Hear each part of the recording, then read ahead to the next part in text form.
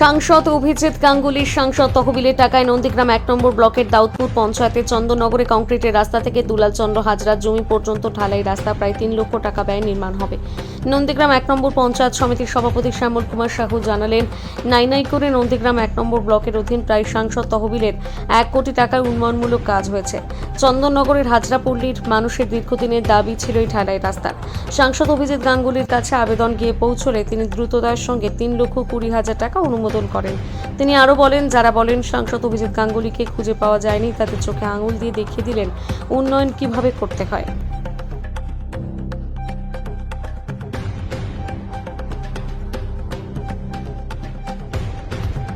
নন্দীগ্রাম পঞ্চায়েত সমিতির পক্ষ থেকে এমপি ল্যান্ডের একটা রাস্তা উদ্বোধন হলো, কি বলবেন?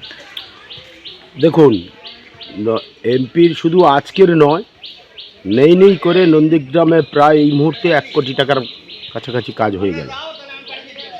নন্দীগ্রামে যে সমস্ত সমালোচকরা বলে এমপি নিখোঁজ, তাদের মুখে ছাই দিয়ে আজকের চন্দননগরের একটি পল্লীতে যারা আজকের 35 বছর সিপিএমের জামানা গেল, 15 বছর তৃণমূলের জামানা গেল, কেউ রাস্তার কথা ভেবে দেখেনি একবার।